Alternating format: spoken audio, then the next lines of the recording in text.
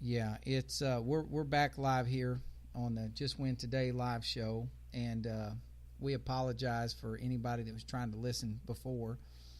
We're going to take this thing from the top and start it over. I don't know why it did what it did, but there was a glitch. It was complete technical problem. It wasn't anything to do with anything we did. So basically, what we're going to talk about tonight is just kind of give a rundown of the mid-season report of basketball. And Toby, you and I have heard all this once already, so maybe we'll be better on the second time around here.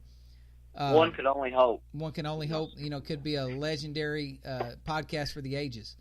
That's right. So history strikes at the right time. It strikes at the right time. So basically, we talked about the area and what was going on with Southeast Missouri basketball, and then just different parts of the state. I'll go first because that's what we did the last time. In Class 5, the big thing was this week where they talked about St. Louis against Memphis. You had Memphis East. You had Webster Groves. Okay, Webster Groves got killed. Somebody tried to make, and I'm not trying to say any names or be negative here, but talking about how St. Louis basketball is down, and it's not as good as Memphis basketball. Right. First and foremost, Memphis has probably produced more elite level talent and NBA talent historically. I think in recent years that's not true. Not recently. Recently, no. We've got Tatum. Yeah, we've got Tatum, and that guy's going to be really good for a long time. And so, but Memphis East is probably a bad example to use. It arguably, some people say it's the best team in the history of the city. All the best players have gone to play at that one school because Anthony Hardaway is the coach there, Penny Hardaway. Yeah. And then they've had kids transfer in from Nashville and other places that are elite players. So, which is not Memphis. No, it's not Memphis players. And so to say that's Memphis talent, Memphis basketball, I think that's a farce. And then also Webster Groves, if you'd have played them last year when they had a different team, could have been a different game.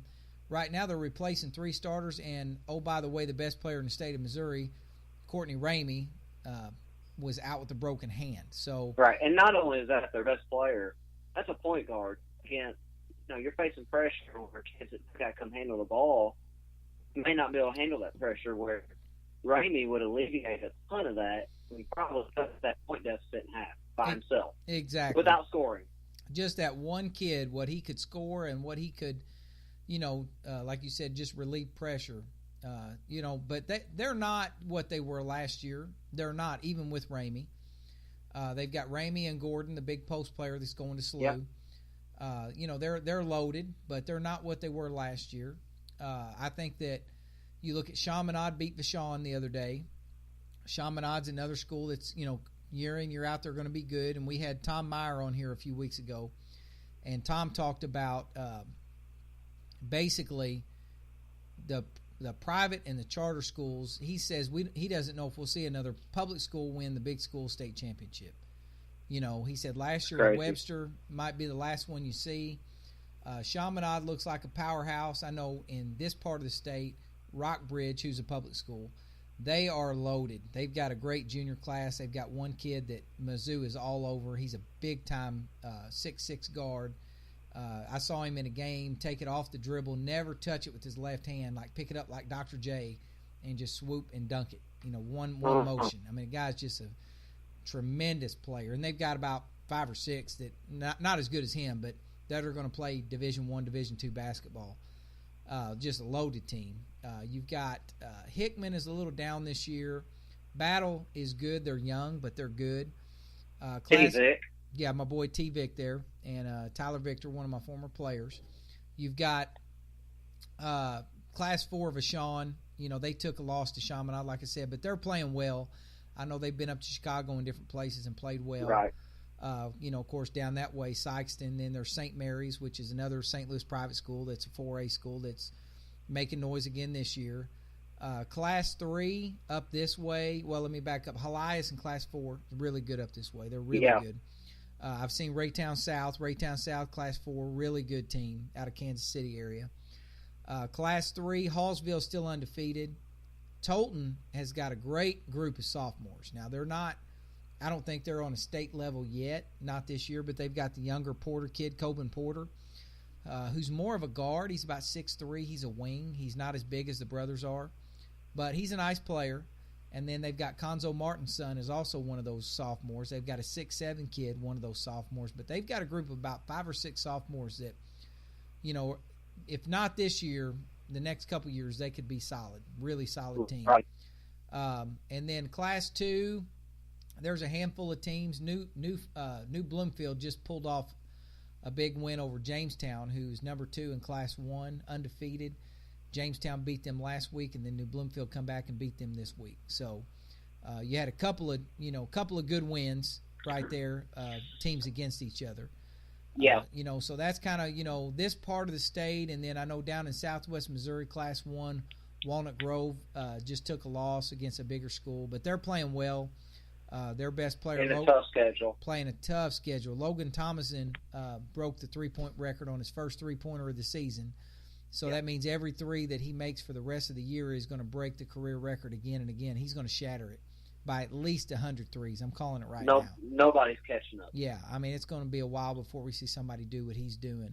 Guy's just a great shooter, and they say he's an even better baseball player. So, right. But yeah, there's a lot of good basketball going on around the state. So, kind of talk about what's going on down your way.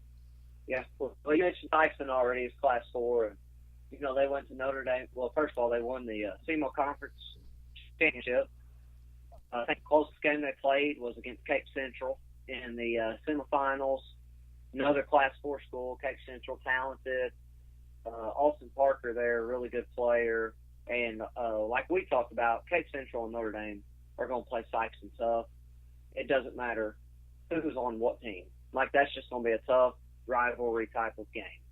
And it was again this year, both times. One team I didn't mention in the Class 4 down here that I'm going to show some love to was Dexter. Josh Dowdy, coach there, has done a great job with that program. Get back to kind of what they were years ago. They beat Charleston in the conference tournament, I believe. They played Charleston close before that. They got some good wins that nobody expected them doing. They're being competitive. Class 5, I think you got Jackson there. Good group of players, winning some ball games. They lost to Sodan the other day at the Poplar Bluff Booster Club shootout. Bluff will be tough by the end of the year. You mentioned earlier, when nobody could hear it, that Cole McBroom, junior varsity coach at Bluff, gave us some inside information about Marcita Fleach. Wait, my boy Cole McBroom. Your boy. That's my boy. Your boy, Cole McBroom. All right, yeah. Who also, like I said, doing a really good job with that junior varsity. Went and played well at a varsity tournament at Campbell this past week. Doing good things there. And Leach should be, he'll probably be able to play here soon. And once they get their pieces together and everybody's playing, they'll be a name to be reckoned with in Class 5 in Southeast Missouri.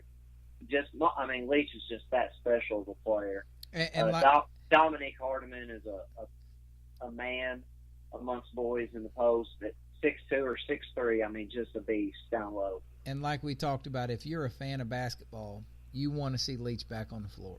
Absolutely. We all want to see that kid back out there playing and healthy again. So I've known Leach since he was a little kid. I was at Caruthersville. Leach is from Caruthersville. And he was a little 4th, 5th grade kid, skinny kid running around the gym when I was there. Still a skinny kid. And, man, he's a good kid. And nobody wants to see any kid get hurt. But he's got a bright future if he can stay healthy. Yes. Yep. And then, going down to Class 3, Charleston being the big-time favorite coming into the year. A lot of people coming back. Good squad. They are a good team, but they're taking some lumps early on. And not playing, as well, maybe as up to expectations since that Vashon game where they lost by 2 or 3 points. But they'll respond. You mentioned about Coach Farmer. You're not going to bet against him. Not doing it. Not going to happen. And they're Charleston kids. They're tough. They'll be there when it comes in. But how about the job that Kevin Williams is doing at Saxony? Kevin Williams, Saxony Lutheran. We talked about it earlier, and man, they lost their best scorer from last year, graduation, and just come back and started the season, I think 8 or 9-0, and haven't even played a home game yet. So pretty impressive. They're a really good, disciplined, fundamentally sound type of team. They got big kids. They got kids that can shoot it. They play some good ball at Saxony Lutheran. Well, they're the favorite right now. And I said this, and I got it. When you're right, you always want to brag on when you're right, but when you're wrong, right. I think you got to own it. And I've got to own it here that I undersold Coach Williams' group. I've known Kevin since I was in college. He was a manager for the basketball team when I was in college there at SEMO. We used to play ball at lunch together a lot. Kevin, for the people that don't know, Kevin was a sharpshooter on the 1980 Cape Central Tigers that won the state championship. And his dad, Carol Williams, was the athletic director at SEMO forever and ever. So Kevin is a kind of a name in town. But I did not think they would be this good. I thought he lost too much. The Rogers kid was really good. He lost some other kids that were good. And so, hey, when you're wrong, you got to own it.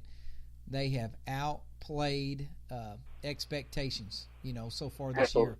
And I agree with you. I think they're the team to beat right now in that part of the state. But it's awful early to start counting Charleston out. For sure. There's 11 banners hanging on that wall, and they call it the factory for a reason. So yeah, and they're about to go through a tough Christmas tournament. Saxony is their Carbondale. Well, they go through that tournament, and then they also go through that brutal SEMO conference schedule where they're going to play Leach and Bluff. They're going to play Sykeston. They're going to play Notre Dame. They're going to play Cape Central. And so they have no choice but to get better. You know what I mean? No choice but to get better. It goes on, and we might be looking at a sectional rematch from last year that Saxony had won, and and my dark horse in your part of the state, and this is a guy who's JWT approved. He's one of the coaches that's been on our program, Logan Nutt, one of the Nutt brothers, and Logan's guys are doing big things over there. He had a guy score 51 the other night. Yep. And they are a sneaky good team, especially you get in a one game, win or go home district type of a game. Right. And they got a kid that can go for 50, and you got a coach who's really clever like Logan is. Anything can happen. You got a team like that, and fill it up at any given time. Especially, not get hot. Could be an interesting thing, but yeah. So that's Class 3 around here. Class 2, we got another JWT approved. Nicely down there. Hey, Toby, your phone is cutting out like you're being abducted by aliens right now. Well, I can assure you I'm not. I just want to let our listeners know, in case they can't hear you, but also as your older brother, I just want to make sure you're not getting, abducted and probed or anything like that. So no, I'm fine.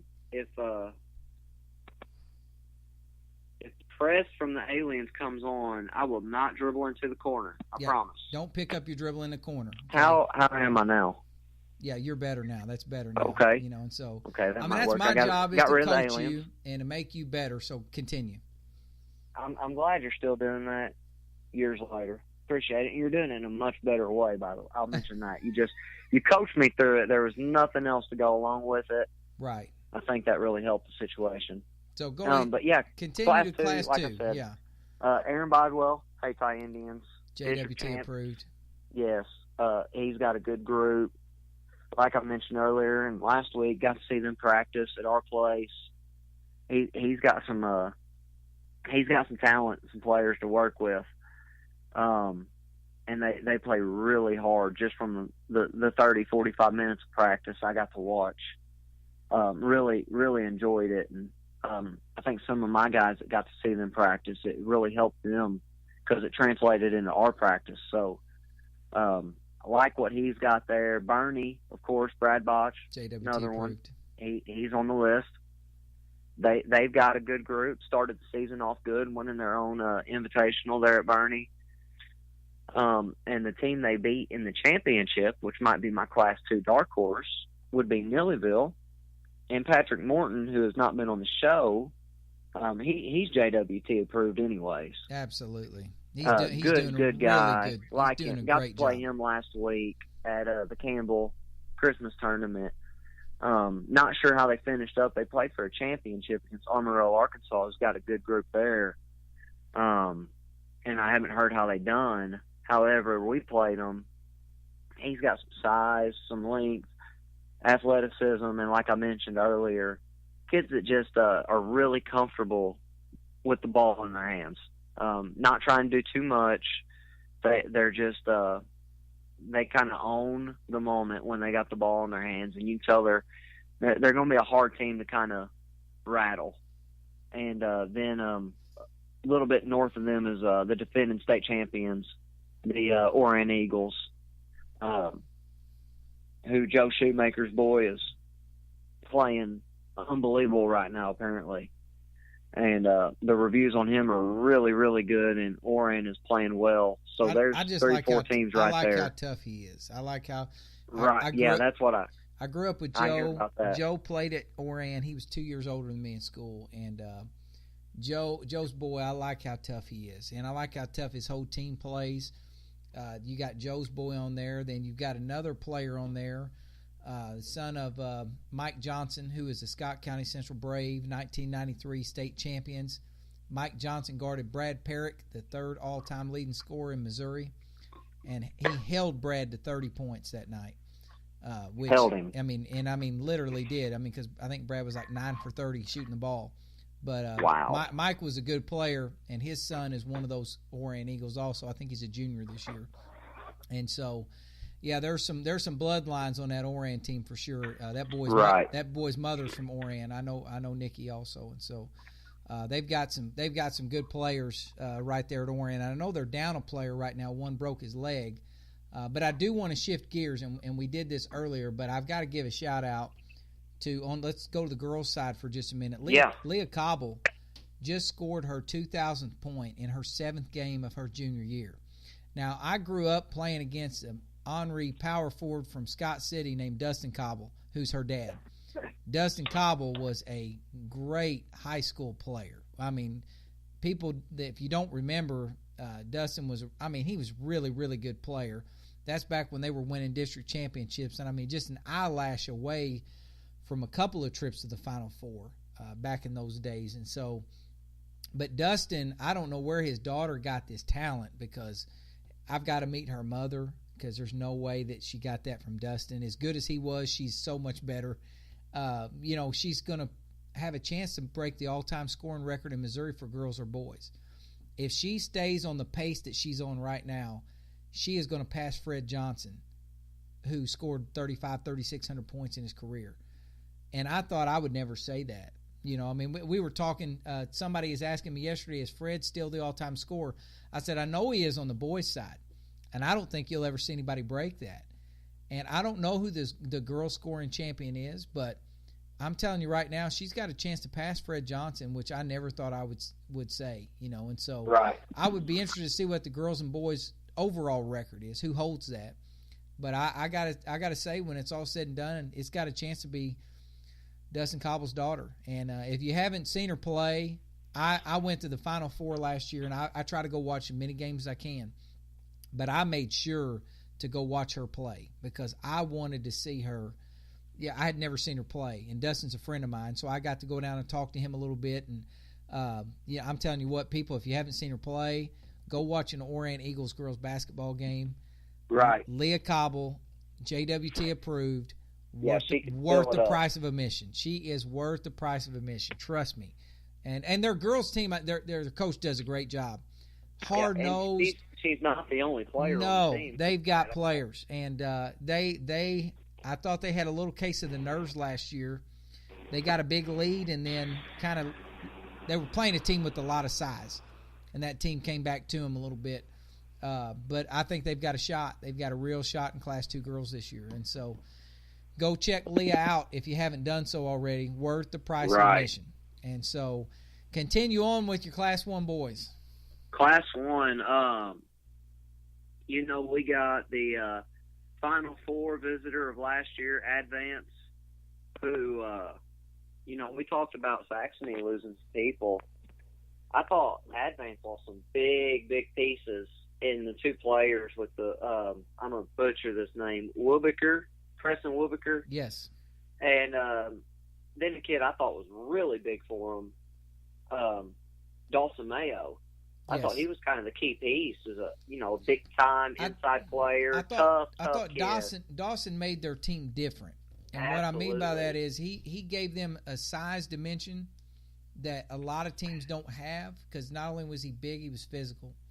Yeah, but we're talking Class 1 too. They have the guards. They had multiple guards, and especially Armani. Armani's a potential Division I player this year. But he, I haven't seen him play, but he just must be absolutely running the show, because started off the season beating Eminence, who coached by another JWT approved person, Pete McBride. Heck of a coach. And if you're wondering, everybody listen, you want to be JWT approved, just call in sometime. You can get you a shout out to. It's a very, very important thing to check off the bucket list to be JWT approved. And we've seen a few so far. You don't want to end your career and not be JWT approved. Not exactly. And so many people are already getting on the list. But they beat Eminence, who's a good squad. Then beat Bloomfield the other night, who's a Class 3 school that probably not one of their better teams. But Bloomfield, year in, year out, is a traditionally solid team, solid program. So Advance is rolling early on, about to go into the Cape Christmas tournament. Then you, of course, got Risco down in my area that they're kind of the favorites for our conference and probably the district. And we said this. And for those of you that are just joining, we did about half of this show once and figured out that it wasn't recording at all. Just a complete glitch, technical foul on the software here. But I said it then. I'm calling it right now. Risco is about to get on a run. They are going to, and right now I hear Haas is getting after somebody. Oh, you can hear Haas. Haas is my guard dog at the house here. I just like to see him playing help defense. Right, I like to see him playing help defense. Saying right now, there's no help defense with Haas. It is on the ball, pressure, run and jump. He's not helping. He's getting the ball. If you got it, he's going after you. He's not waiting for you to come to him. And that's what he's doing right now. And I'm pretty sure I can hear a burglar running off in the driveway. Right. So he's doing his job. Right. Exactly. And so, but I think Risco is the team that's about to get hot. I do. I think they're about to get hot. And I think that their early schedule was tough. I think that, kudos to them for playing Absolutely. people. Go play people and get better. Brandon, JWT approved, Blankenship. Not only their early, just scheduling part of the season, but they play in the Clarkton Holiday Tournament. And first game of the tournament where they're the 1 seed, they have to play Clarkton as an 8. And, like we talked about Notre Dame versus Sikeston or Cape versus Sikeston, Clarkton versus Risco is going to be a ball game. Absolutely. It don't matter if it's 1 versus 8 or not. Absolutely. That's going to be a game. And Clarkton's got kids that can play. Like, we both know Lee Matting go out and score with anybody. They're going to play hard, and they played Risco tough. I believe they actually led Risco at the half. Risco had to come back. Then they go turn around and play South Pembina, a solid Class 2 school who could eventually make some noise down the road. And then they had to play Portageville, who ended up beating Risco. But Portageville, solid, pretty sound Class 3 school, lots of talent, really good player in Ian Torrey. So really tough start to the season for Risco. And like you said, that could lead into them having a strong Christmas break and really turning around the corner here. Right. And kind of what we said before, I think that there are certain years in Class 1 and Class 2 where you have a powerhouse team And again, let's throw out like the Bubba Porter teams at Scott County Central. Yeah. Because you got an NBA player in Class 1. That's a complete anomaly. But like not only an NBA player, and I'm gonna throw this out there because he gets forgotten. I feel like when people talk about those teams. But Bobby Hatchett. Good Lord, how good was that guy? Gosh dang, he ended up playing Division II, I believe, and I could be wrong, but I think his senior year he was a Division II All-American. Bobby, something like that. And Bobby was the rare player, and I told this story in another part of the website where I've seen Bobby do this. I don't know what you got going on in the background right now, but it's not making me happy, But basically, you got Bobby, who had a game where he had 8 rebounds, 8 assists, and 8 steals. Dominated the game. And when I got done and I looked at the shot chart, Bobby had not taken one shot in that ball game. Not one single shot. That's incredible. And how rare is that to have a kid who can just dominate a high school basketball game? That night, by the way, he guarded Nick Nemchek and held Nick to 15 points. So he held Nick to 15. That's an accomplishment in itself. 8 rebounds, 8 steals, 8 assists. Dominates the game, never takes a shot. So I agree. Normally, guarding a guy like Nick Nemchek, that's your only job of the night. Don't worry about steals or assists or anything. Like just hold Nick. Bobby Hatchett was a great player, and if you haven't read it, there's an article up on the website. It's one of the posts that we had about a week ago where Bobby had this great example of not making an excuse. He said that's not why we lost after a game when he obviously got fouled. And they lost by 1 point. He should have been shooting free throws for a chance to win at least. And, the game's on YouTube. So it's not one of those, he got fouled. Like, it's on YouTube. You can see the camera is right there where he got fouled at. So right. There's no ifs, ands, or buts. And I'll say this, and maybe this is just me thinking wrong, but that video was shown the next day on YouTube or Sumo Ball or whatever. And then, like hours or a day later, it was edited to where it kind of showed where you couldn't quite see the foul being called anymore. Right. It was like lifetime shown at first, and then it was edited and cut where if you look at it, I think the referee did call the foul, but and you can see that clearly he's calling the foul. And in fairness, on the Just Win Today Facebook page. Yes, also. And in fairness to that official, the fans just rushed the floor, and I was there. There's no way to get control of it. In my time with basketball, it was one of the craziest things I've seen. Where, it's a high school game, Class 4 versus Class 1 school. The game itself basically just happened over a fluke ice storm break. Where in 2009 we had the ice storm, and everybody sat around for a week with no power, no electricity, and this thing just really became a thing on a message board, and they got it working, and then it became a real life deal. And I was there, and the buzzer went off, and the Sykeston Pep Club and kids just happy to win. They rushed the court, and it was really cool to see on their part, but it was crazy to think of, like, just high school game and we're rushing the court, and it was wild. Yeah, like I said, it really took the whistle out of that official's hand. So again, I'm not blaming the official, but I mean, if you put yourself in that kid's shoes, how many kids or coaches for that matter would have made an excuse or said, "Yeah, I got fouled," And what Bobby's answer was in that, he said, "Yeah, I got fouled, but that's not why we lost." And we lost because they did all the little things that we didn't do. And, and I was just like, what a great answer. And so if you haven't read that article yet, go check it out. It has the video of the last foul on there, by the way. And so you can see what we're talking about. He just gets clotheslined. So anyway, let's switch gears here. We've kind of give a rundown of the state and, kind of where we're at right now. And, after we did this earlier, we threw out you're welcome to all the other coaches in the state listening for the free scouting report. You're welcome.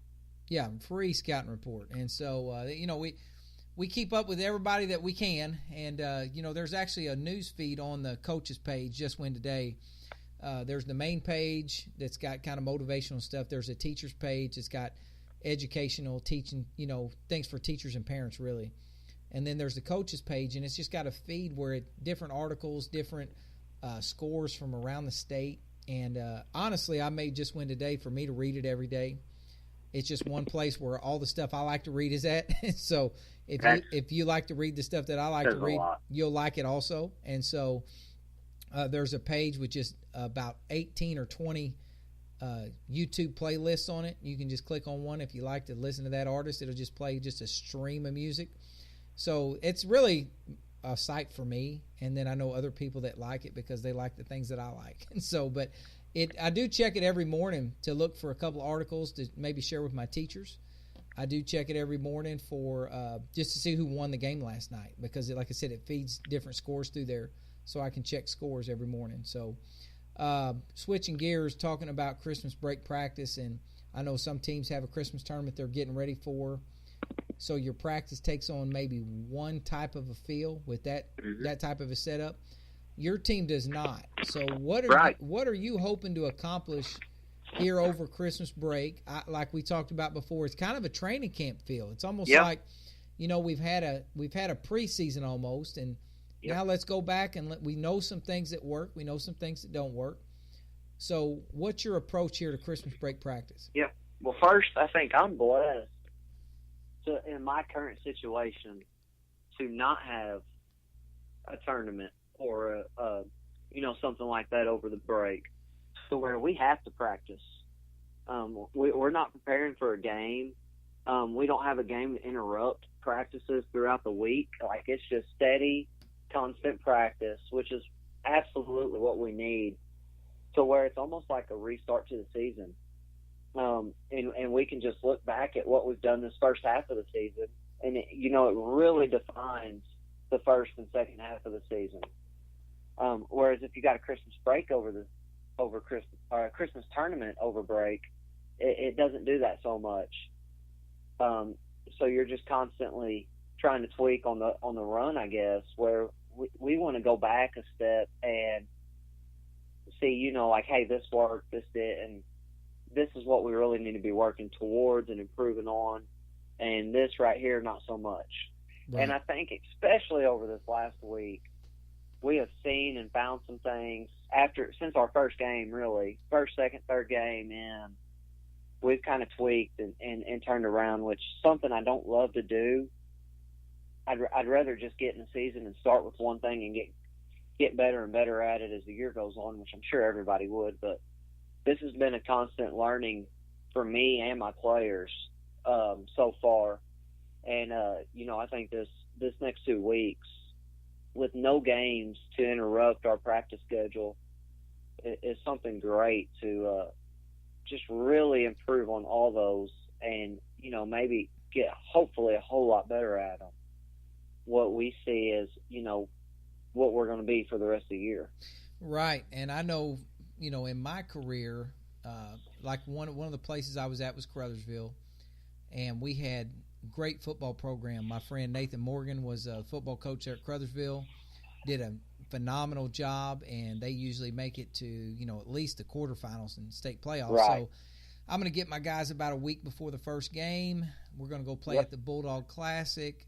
We're in there with Hayti and Gosnell and a few really, really good schools that can give us some competition. We were fortunate to win that tournament 2 out of the 3 years that we were in it. So we got off to a good start, and then we would go through some of our early games. We always played Kennett. I could never get Coach Vaughn to move that game. We always played us the first game of the year when at that time Kennett was pretty awful at football. So they had about a good month on us as far as a head start. I'd say they're turning that around a little bit right now. I think so, quite a bit. Joe Wyatt, he's a JWT approved coach, football coach over there at Kennett's he's going to do big things with that program, no doubt about it. But we got off to a certain kind of a start, and then we would get to Christmas, and we actually played in the Blyville Christmas tournament. So we did have a tournament, but it was a different setup because it was only a 3-day tournament, and it was a couple of days after Christmas. So we basically had about a 10-day stretch to kind of get ourselves right.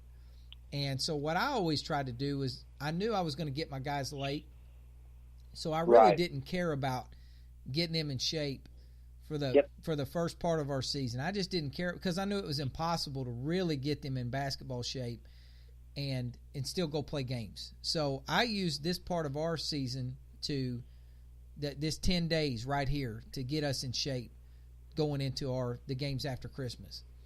And so that was one way that we did it. Now, when I was at a school like Bell City where you had more of a traditional schedule, right. You had a traditional preseason where you had more time to get yourself in shape.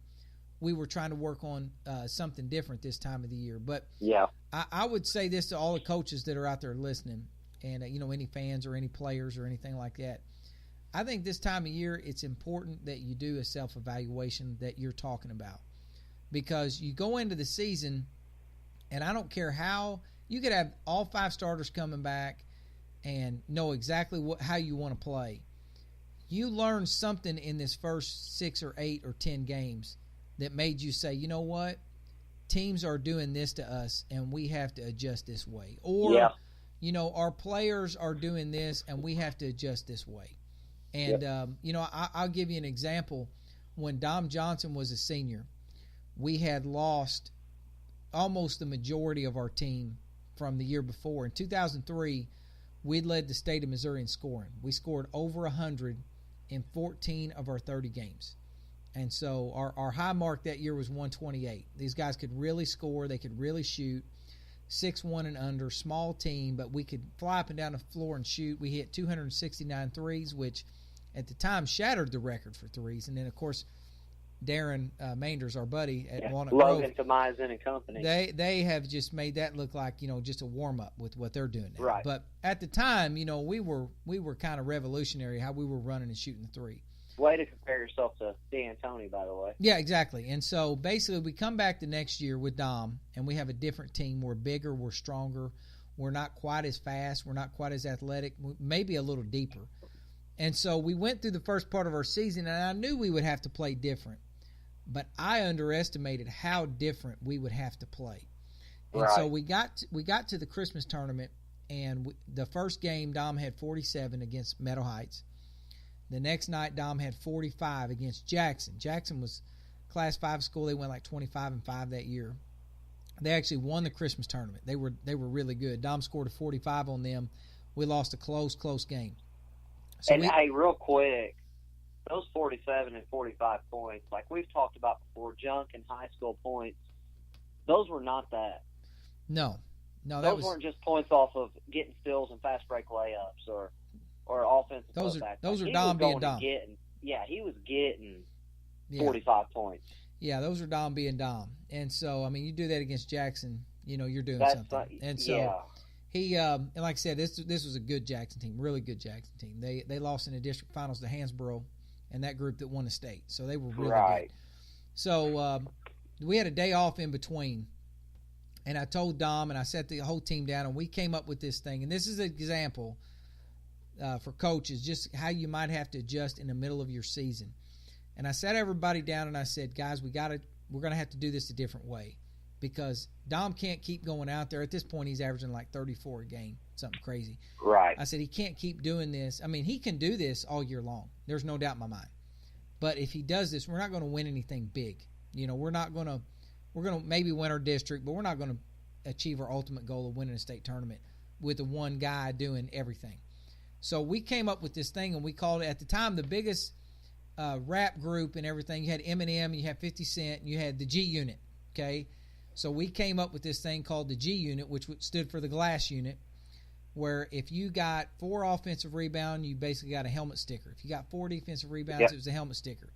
If you got 6 total rebounds, it was a helmet sticker. So say you got 4 offensive, 4 defensive, and, of course, that's 8 total. You got 3 stickers because you got 4, and you got the 6 that you needed.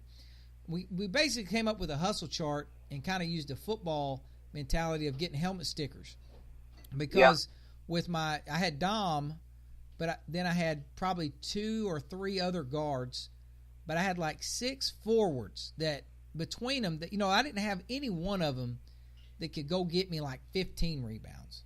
Right. But I had a bunch of them who could maybe go get 5, 6, 7 rebounds. And if I could challenge them all, if I could ever get them all to do it at once. And so that was the one challenge. And then the other one was to Dom, you have to get these other guys involved. You have to find a way. And I can't tell you how to do it.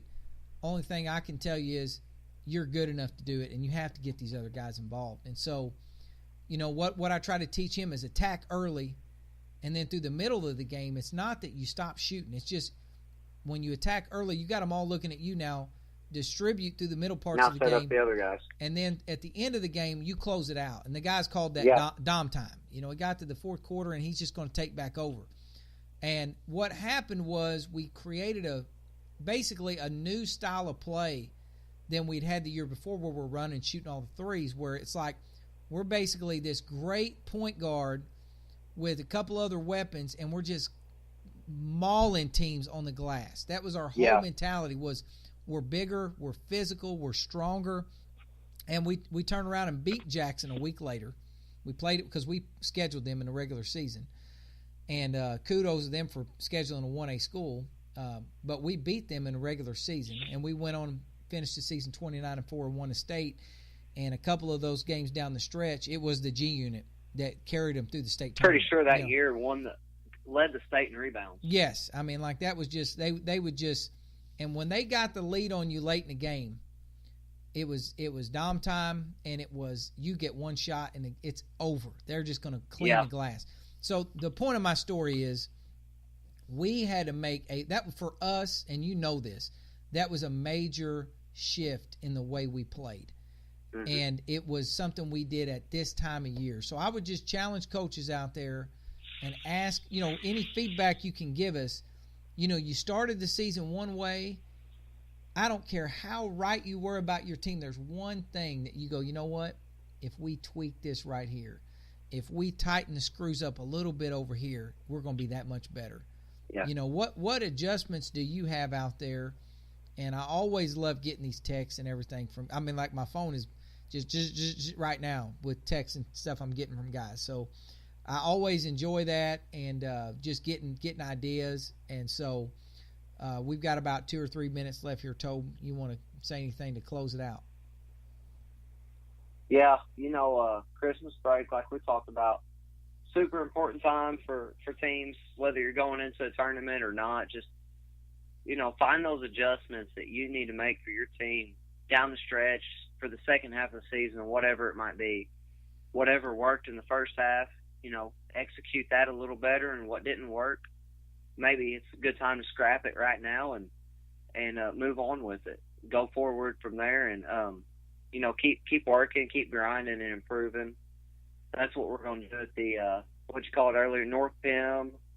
It wasn't running Mustangs. It was the North Pim played a nice medium pace Mustangs. Nice medium pace. Set it on cruise at about 50.